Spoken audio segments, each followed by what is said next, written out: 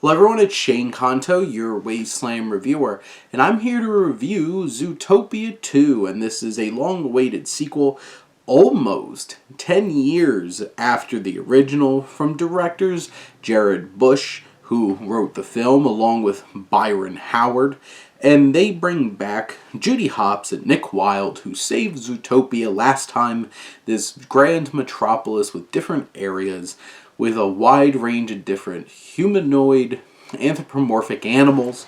And this time around, Judy and Nick are now police partners, and they wind up running a bit of a muck, trying to stop some illegal stuff happening at the docks. And they're kind of put on probation. But Judy winds up finding scales from a snake, who haven't been seen in Zootopia in 100 years, reptiles being kind of ostracized from the community. And Judy and Nick wind up unearthing a crazy, wild, complicated caper and cover-up, all centered around this blue snake voiced by Ke Huy Quan. And this sequel has so much energy, it is so lively, it keeps moving, the pace is excellent. This is like an hour and 50-minute film and it never feels like it slows up. It does have slower moments and some quieter moments where it explores, some more of the emotion and themes of the film, but it keeps propelling forward, and it has this vibrant animation. The world building is still incredible, and it really pops on screen for sure. Michael Giacchino's score is fantastic as it captures all the little motifs from all these different cultures and areas, and just has this thrilling kind of feel, this jazzy kind of espionage feel when things are getting exciting and thrilling. This balances some absolutely thrilling chase sequences and action sequences with some real emotion. This film digs deep into this idea of being close and connected while being different, and embracing each other's differences and not letting it get in the way of you having a connection. And Bush and Howard find the space to allow you to feel those emotions.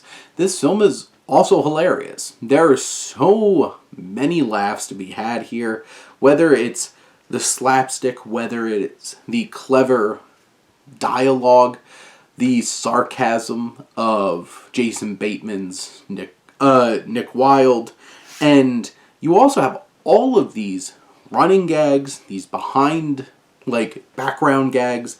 You could watch this film probably a dozen times and keep finding new gags that are there, ready to make you laugh, with incredible wordplay and references and such, that this is just chock full of humor, and it really delivers. But it also has thrills and sense of danger, some wild references. There's a reference to one particular, let's say, horror film that's pretty iconic, which was a wild choice to put in a kid's movie, but it wound up working and being subverted and a lot of fun. And this film just understands how to build off of that first film, bringing these two characters together, and this time putting them in a situation where they are partners, but they haven't learned to be partners. That first time was by accident. This time, they have to understand how to communicate and connect with each other, and this film has a great arc for that. It also has this deep, rich exploration of land grabbing and, the horrible things that happen to this metaphor for indigenous people, and how land is taken away, and how people's colonization does not just stop at a certain place, and how they leverage political issues to try to keep taking more and more from the downtrodden. And there's a lot of, speciesism, I guess, in this film, these parallels for racism, and it continues that rich thematic density of Zootopia, the Zootopia franchise, and this feels ever so relevant today. There's twists and turns in the plot. There's even some interesting twists in terms of character motivations as well. And the film just strengthens this connection between Judy and Nick, while also expanding into some new characters. Gary, the snake, played by Ke Huy Quan, is charming. I think Fortune Feimster, who plays Nibbles Maplestick, this beaver, is probably the biggest addition to the film and an absolute delight for sure. Andy Samberg is a lot of fun, and legendary character actor David Strathairn as Milton Linksley, who is this very powerful lynx from the tundra section of Zootopia, who is not exactly the best person, and there's a lot of definitely cover-ups and craziness going on that causes all of this. And one of the most fun additions to this movie certainly is Patrick Warburton. Yeah, Patrick Warburton. As Mayor Winddancer, the new horse that's like extremely like muscular and flowing Fabio hair and stuff like that. You have a lot of fun additions like Quinta Brunson as Dr. Fuzby and Danny Trejo as Jesus. And a lot of the returning cast gets to shine. It's just, there's so many gags. There's so many thoughtful thematic explorations. This film balances the seriousness and the humor so perfectly well.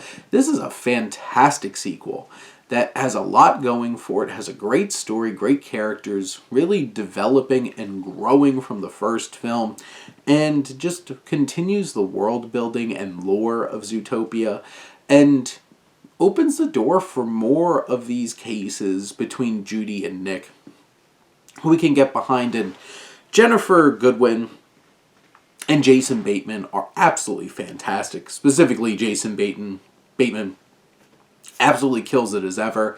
And even just like the animated performances, just the looks on his face that he gives. And of course, the show-stopping, little Italian mafia sequence. Oh my god. It was even better this time around than the first time. How are you going to top Itham? They do. They have a lot of fun with this. He's a no-no now. There's just so many clever elements in this film, and just have a giant smile on your face from start to finish. But those are my thoughts on Zootopia 2. Let me know what you think, and let's talk some movies. But thank you as always for tuning in and supporting your Wasteland reviewer.